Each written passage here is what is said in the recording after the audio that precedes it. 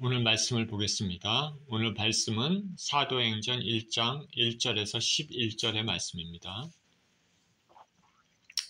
사도행전 1장 1절에서 11절의 말씀 같이 한 목소리 읽습니다. 시작. 데오빌로요. 사도행전 1장 1절에서 11절. 데오빌로요, 내가 먼저 쓴 글에는 무릇 예수께서 행하시며 가르치시기를 시작하신부터 그가 택하신 사도들에게 성령으로 명하시고 승천하신 날까지의 일을 기록하였노라. 그가 고난받으신 후에 또한 그들에게 확실한 많은 증거로 친히 살아계심을 나타내사 40일 동안 그들에게 보이시며 하나님 나라의 일을 말씀하시니라. 사도와 함께 모이사 그들에게 분부하여 이르시되 예루살렘을 떠나지 말고 내게서 들은 바 아버지께서 약속하신 것을 기다리라. 요한은 물로 세례를 베풀었으나 너희는 몇 날이 못되어 성령으로 세례를 받으리라 하셨느니라. 그들이 모였을 때 예수께 여쭈어 이르되 주께서 이스라엘 나라를 회복하심이 이때니까 하니 이르시되 때와 시기는 아버지께서 자기의 권한에 두셨으니 너희 알 바 아니요 오직 성령이 너희에게 임하시면 너희가 권능을 받고 예루살렘과 온 유대와 사마리아와 땅끝까지 이르러 내 증인이 되리라 하시니라. 이 말씀을 마치시고 그들이 보는데 올려져 가시니 구름이 그를 가리워 보이지 않게 하더라. 올라가실 때에 제자들이 하자히 하늘을 쳐다보고 있는데 흰옷 입은 두 사람이 그들 곁에 서서 이르되 갈릴리 사람들아 어찌하여 서서 하늘을 쳐다보느냐. 너희 가운데서 하늘로 올려지신 이 예수는 하늘로 가심을 본 그대로 오시리라 하였느니라. 아멘. 성령 세례와 예수의 증인이라는 제목으로 말씀을 나누도록 하겠습니다. 기도합니다.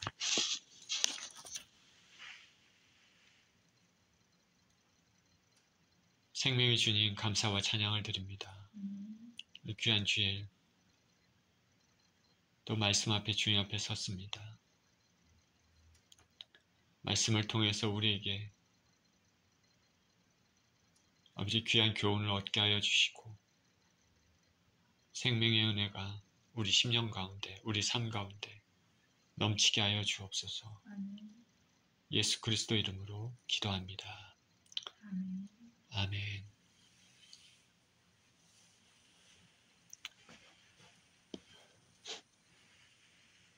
감리교를 만든 분이 요한 웨슬레입니다. 요한 웨슬레 목사님은 참 그의 인생 동안에 수많은 사람들에게 말씀을, 복음을 전하며 살았습니다. 참으로 귀한 목사님이죠. 웨슬레 목사님이 어느 날 깊은 명상과 묵상을 하면서 주님과 교제하고 있었습니다. 기도하고 있었는데 기도하는 중에 환상 중에 천국문에 들어서게 되었다고 합니다. 천국문에 들어서서 천국문을 지키고 있던 베드로 사도를 만났습니다. 베드로 사도가 그를 맞아들입니다. 요한 웨슬레는 천국문 안으로는 아직 들어서지는 않고 바로 문 앞에서 베드로에게 중요한 질문을 합니다. 그는 감리교를 위해서 전심전력을 했습니다. 자기가 전도를 많이 하고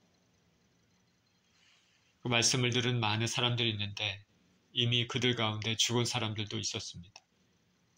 그분들이 어떻게 되었을까 궁금했습니다. 그래서 베드로에게 묻습니다.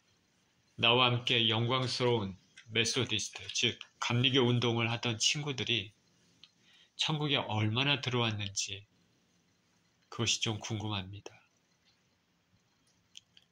베드로 사도는 어떤 명부를 한참 뒤척거리고 나서 이렇게 말합니다. 없다고 얘기했습니다. 요한 웨슬레는 깜짝 놀랐습니다.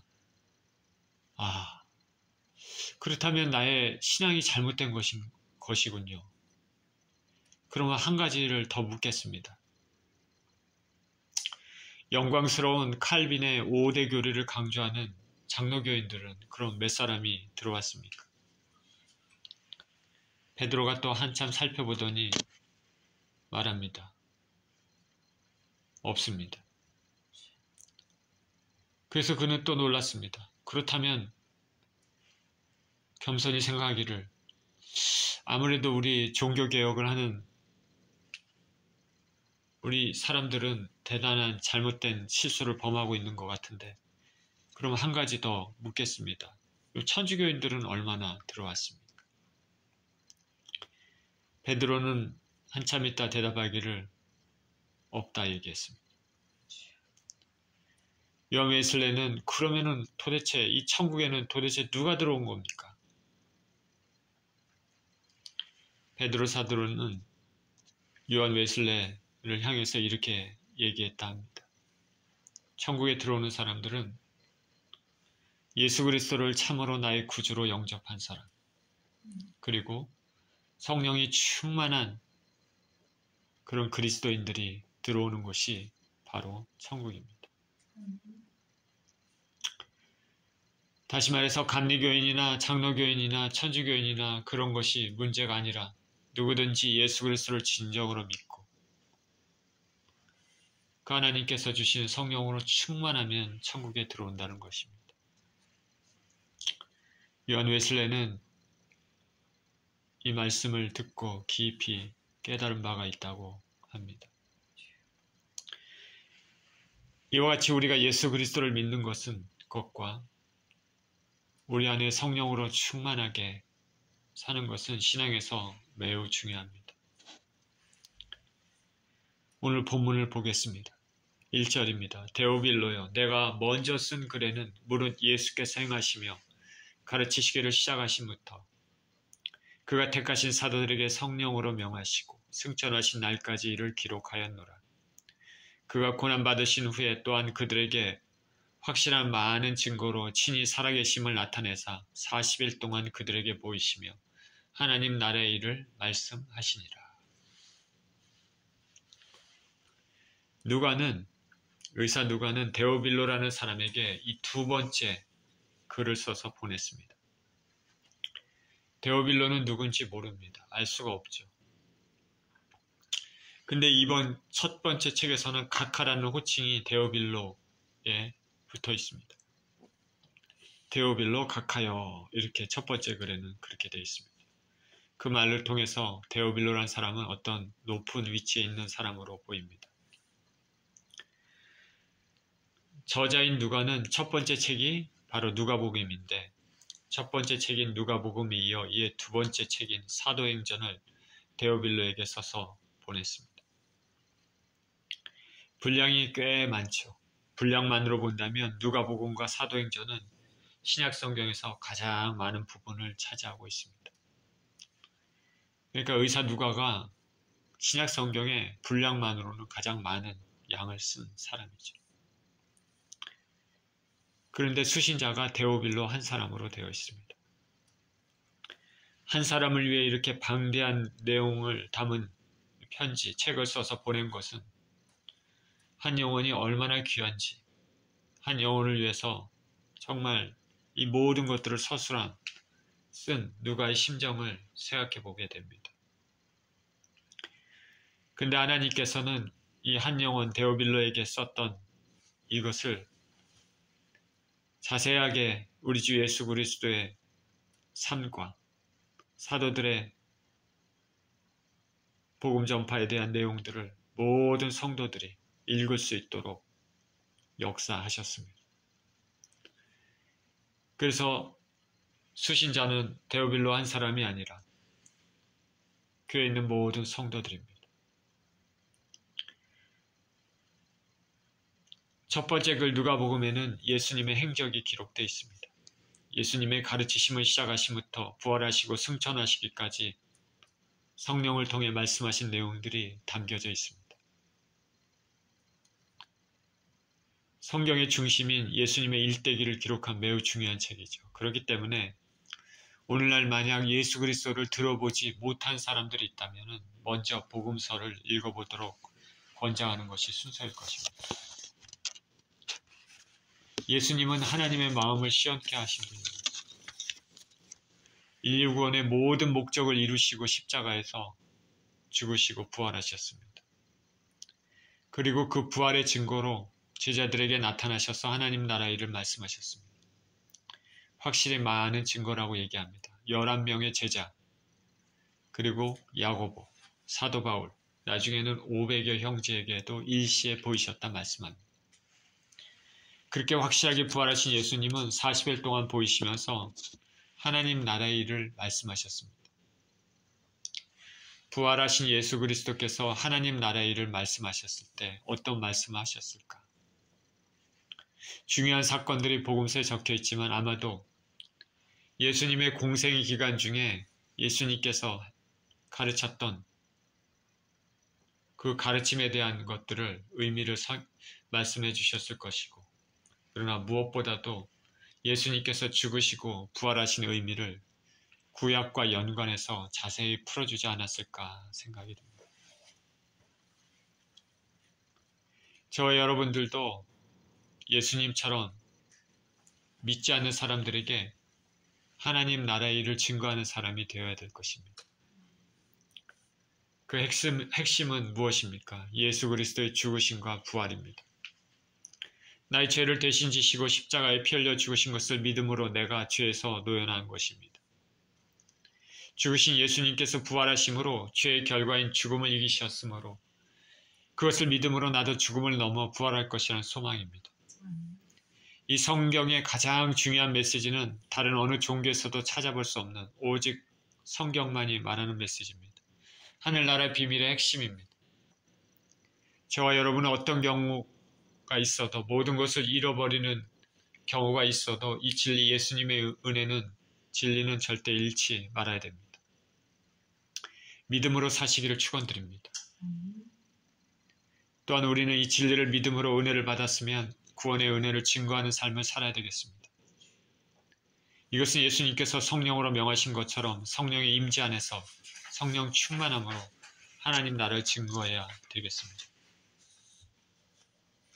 4절입니다. 사도와 함께 모이사 그들에게 분바에 이르시되 예루살렘을 떠나지 말고 내게서 들은 바 아버지께서 약속하신 것을 기다리라. 요한은 물로 세례를 베풀었으나 너희는 몇 날이 못되어 성령으로 세례를 받으리라 하셨느니라.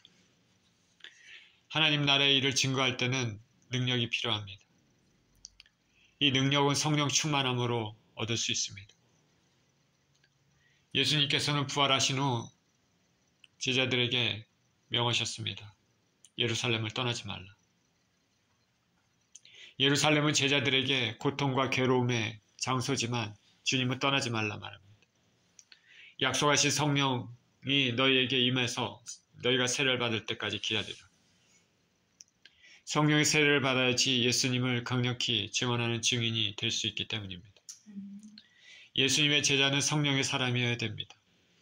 성령은 예수님의 영이고 아버지 하나님의 영입니다. 성령은 우리에게 하나님 아버지의 마음을 느끼게 해줍니다. 알게 해줍니다. 복음의 비밀도 깨닫게 해줍니다.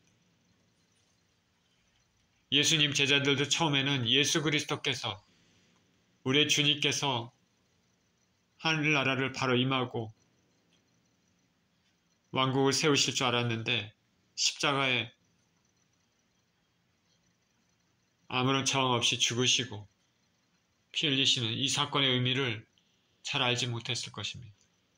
그러나 이들은 성령 세례를 받고 나서 성령의 감동 안에서 점차로 그 예수 그리스도의 십자가의 사건의 의미를 깨닫게 되었습니다.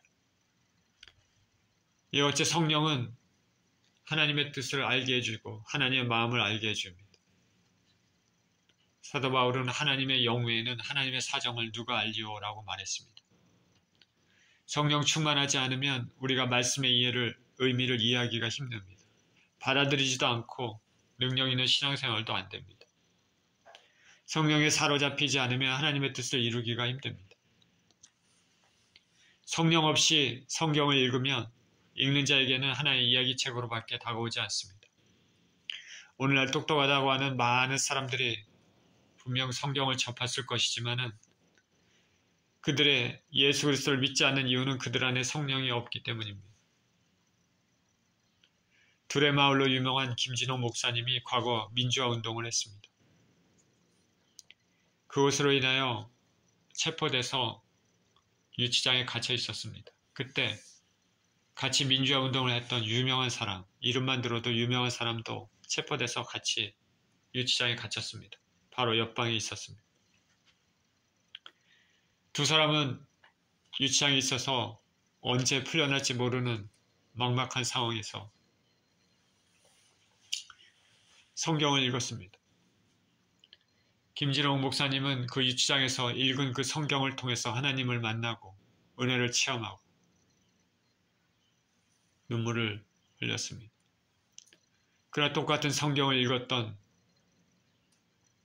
옆방에 있었던 또 다른 그 민주화 운동으로 갇혔던 그 유명한 사람은 성경을 읽었지만 그 사람 마음에는 아무런 감동이 없었습니다. 성령이 없었습니다.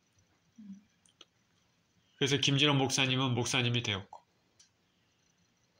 그 옆방에 있었던 유명한 그 분은 그냥 인간적인 사상가만 되었습니다. 성령이 없으면 극히 인간적인 일밖에 할 수 없습니다. 자동차에 기름이 없으면 자동차가 움직이지 못합니다. 예수 그리스도를 믿는 사람들이 성령 충만이 없으면 능력 있는 증인이 되기가 쉽지 않습니다. 교회의 봉사와 하나님의 일을 한다는 모든 사역이 성령 없이 하는 사역이라면 인간적인 결과만 얻게 됩니다. 크건 작건 그게 문제가 아닙니다. 성령님이 함께 하시건지 하지 않는지가 문제가 되는 것이죠. 오늘날 교회에서 문제가 많이 생기는 이유는 성령 충만함이 없기 때문입니다. 성령의 함께 하심 없이 자기의 인간적인 분주함은 오히려 해를 끼치는 경우, 남에게 상처를 주는 경우가 있습니다. 저와 여러분은 성령 충만한 사람이 되어야 됩니다. 성령 충만은 말씀으로 무장하고 묵상하고 예수님의 뜻을 모르는 매 순간 예수님을 생각하는 그리고 말씀에 순종하고 실천하는 삶으로 나타납니다. 저와 여러분은 지금 성령 충만하십니까? 말씀을 전하는 저도 깊이 생각해 봐야 될 문제입니다. 우리 모두 성령 충만을 사모하고 간구해야 될 것입니다. 아멘. 6절입니다. 그들이 모였을 때 예수께 여쭈어 이르되 주께서 이스라엘 나라를 회복하심이 이때미니까 하니 이르시되 때와 시기는 아버지께서 자기의 권한에 두셨으니 너희가 알 바 아니오. 오직 성령이 너희에게 임하시면 너희가 권능을 받고 예루살렘과 온 유대와 사마리아와 땅끝까지 이르러 내 증인이 되리라 하시니라. 제자들이 부활하신 예수님을 모시고 함께 있을 때 예수님께 물었습니다. 이스라엘 나라를 회복하심이 이때입니까? 제자들은 예수님이 살아계셨을 때, 예수님 이전에, 십자가 사건 이전에 예수님과 함께 있으면서 예수님의 행하신 그 말씀들, 그리고 기적들을 통해서 이제 하나님 나라가 곧 임하고 자기네들은 또 혹 한 자리를 차지하지 않을까 이런 생각이 들었습니다. 그러나 예수님께서 우리 인간이 보기에 힘이 없이 그대로 로마 왕국에 체포당하시고 십자가에 죽으셨습니다. 그들은 두려워서 도망갔습니다. 그리고 자기들의 모든 꿈이 다 산산조각 난 것 같이 느껴졌습니다. 한 자리 차지하기는커녕 이제 로마 당국에 체포돼서 어떻게 될지 모르는 위험한 순간이었는데 십자가에 죽으시고 운명하시고 장사되었던 예수 그리스도께서 부활하셔서 자신들에게 나타났으니 그 이전에 가졌던 그 생각들이 다시 확 떠오릅니다. 야, 이제는 우리가 이스라엘 나라를 회복할 때가 된 것인가? 아마도 그런 생각을 가지고 있었을 것입니다. 그래서 부활하신 예수님에 대해서 예수님께 묻습니다. 이스라엘 나라 회복하심이 이때입니까? 예수님께서 말씀하십니다. 그때는 아버지의 권한이 있고 너희가 알 바 아니다. 너희가 성령이 임하시면 권능을 받고 예루살렘과 온 유대와 사마리아와 땅끝까지 내 증인이 되리라 말씀하셨습니다. 제자들의 생각과 예수님의 답변은 완전히 서로 핀트가 어긋납니다. 완전히 틀린 것이죠. 성령의 깊은 임재를 체험하지 못한 제자들에게는 극히 인간적인 관점에서, 인간적인 생각에서 이제 예수님 부활하셨으니까 하나님께서 완전히 통치하신 나라가 임하고 이스라엘도 로마로부터 회복시킬 때가 아닌가 이렇게 생각했습니다.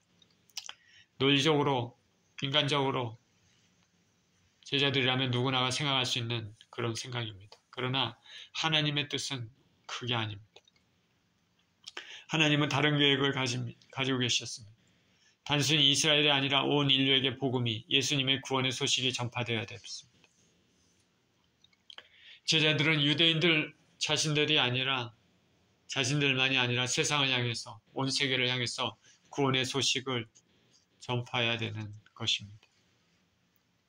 이를 위해서는 성령님이 제자들에게 임하여야 했습니다. 성령에 사로잡히지 않으면 인간적인 생각만 하게 됩니다. 하나님의 일은 성령을 통해서 알 수 있고 성령을 통해서 이루어져야 열매를 맺습니다. 주님께서는 지금은 때가 아니고 먼저 성령 세례를 받아 성령 충만한 상태에서 능력 있게 복음의 증인이 되어야 한다 말씀하십니다. 우리 주 예수님의 지상 명령입니다. 기회가 있는 대로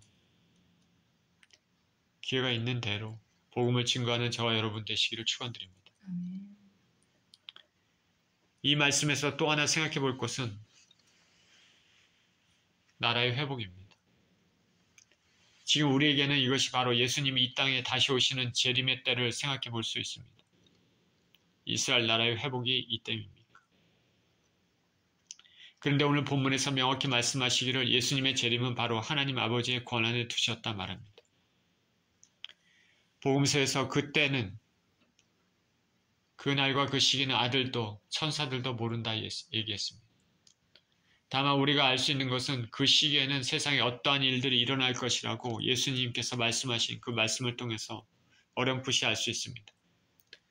세상에 첫째 전쟁이 있을 것이고 복음이 온 세계에 전파될 것이고 악이 횡행하고 세상에 예수님을 믿는 믿음을 보기가 힘들 때라는 것입니다. 지금 오늘날 우리가 목도하고 있는 세상입니다. 전쟁이 여기저기서 일어나고 있고 복음은 사실 온 세계에 정말 수많은 사람들에게 전파돼서 예수 그리스도의 이름을 들어보지 못한 사람은 별로 없을 것입니다. 그리고 악이 너무나 횡행합니다. 예수님을 믿는 믿음을 참 보기가 힘들 때입니다.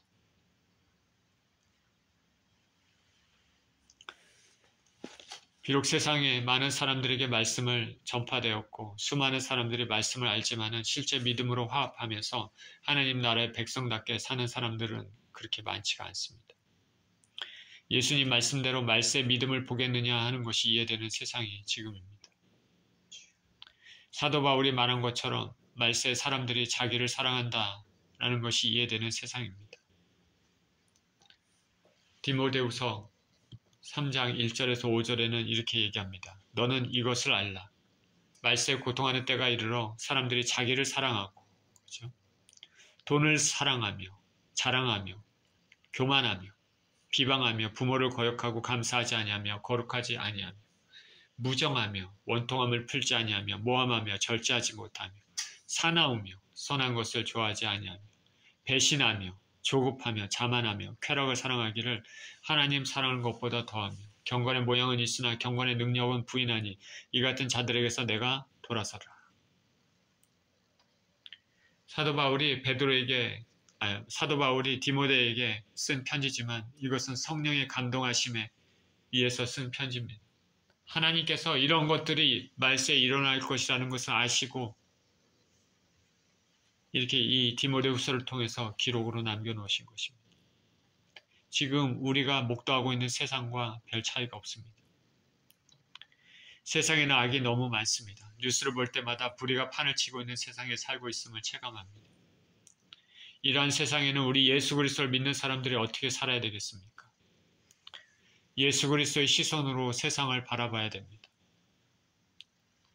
예수님께서 말씀하신 하나님 나라의 일은 그 핵심은 십자가의 죽으심과 부활입니다. 이것은 죄와 연결되어 있습니다. 죄의 결과는 죽음입니다. 우리가 세상 일을 볼 때, 세상 사람들을 볼 때 이러한 눈으로 바라봐야 될 것입니다. 저렇게 죄를 짓고 살면 안 되는데, 저렇게 살면은 나중에 하나님의 심판을 받는데, 그렇게 그 심판을 어떻게 견디려고 저렇게 살까? 안타까운 마음으로 바라봐야 됩니다. 기회가 있으면 예수님에 대해서 얘기를 해야 되죠. 그리고 그것을 통해서 우리 자신도 살펴봐야 됩니다. 언제라도 내 욕심과 죄 때문에 주님으로부터 멀어질 수 있다는 경계심 가운데 살아야 됩니다. 우리가 이 땅에 살고 있을 때 예수님께서 오시기라도 한다면 우리가 성령 충만하지 못한 상황에서 세상에 취해 살다가 그날이 닥친다면 성경에서 말하는 것처럼 도적같이 그날이 왔을 때 준비되지 못한다면 어떻게 하겠습니까? 우리가 그날이 언제인지 알지 못하지만 항상 당장 오늘이라도 오실 것을 준비하면서 살아야 되겠습니다. 마태복음 24장 42절에 그날에 대비하기 위해서 이렇게 말합니다. 깨어있으라. 깨어있으라고 말합니다. 졸지 말고 깨어있으라 말합니다. 영어로는 keep watch입니다. keep watch. 파수꾼이 성을 지키는 파수꾼이 적이 오는지 안 오는지 밤새도록 성 밖을 내다보고 있는 거 지키는 것처럼 긴장하면서 계속 지켜보아야 되는 것이죠. 준비해야 된다는 것이죠. 깨어있으려면 어떻게 해야 됩니까? 등불을 준비하고 기름을 준비하고 있어야 됩니다. 성령의 기름, 성령 충만한 성령을 따라 사는 삶을 살아야 될 것입니다.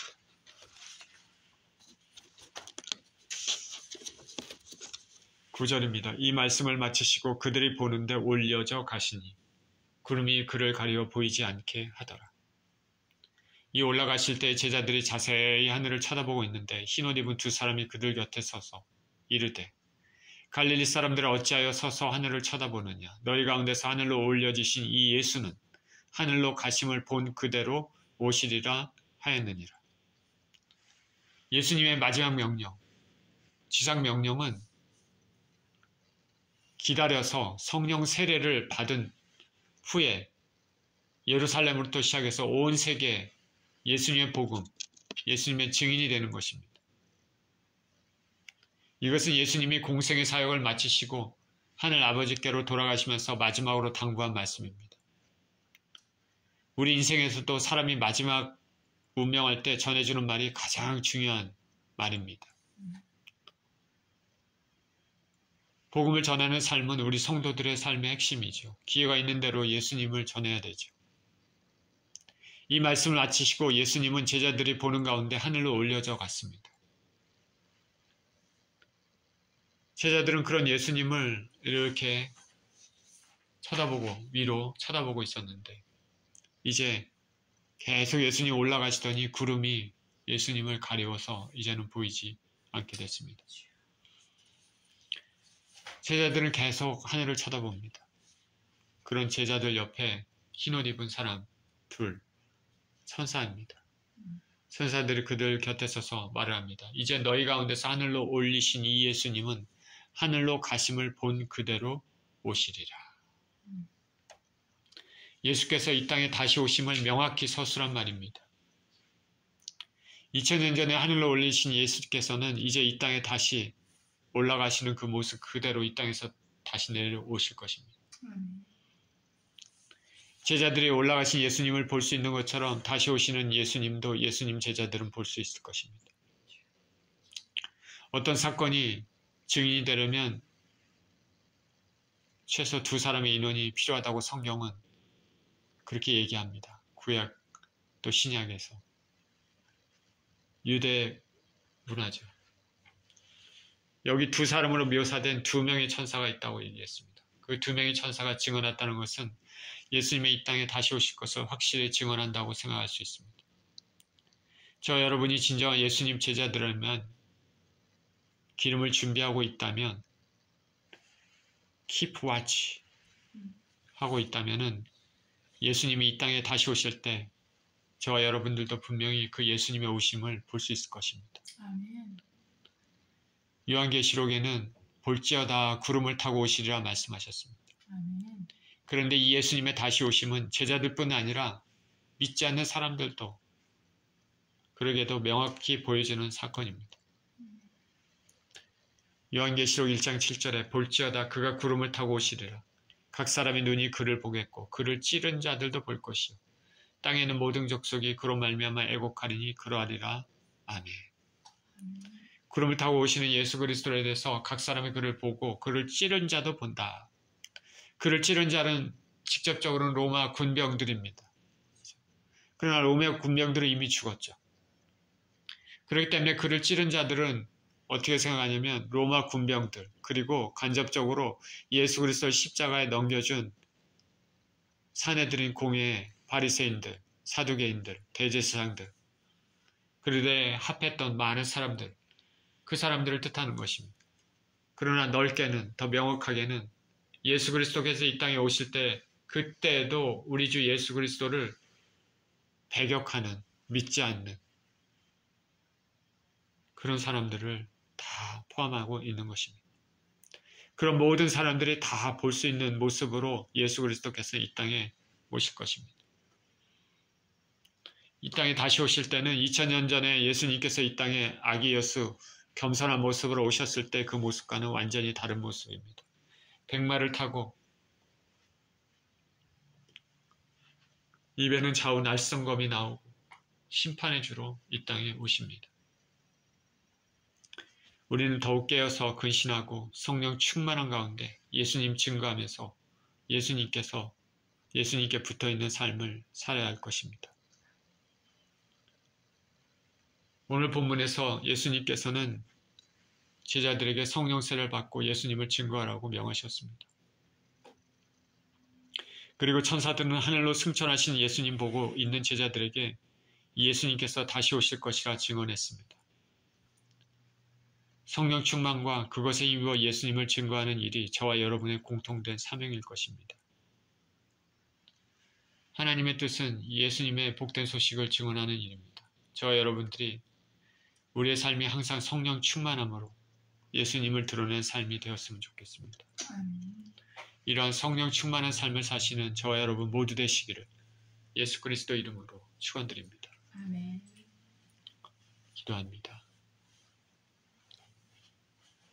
하나님 아버지,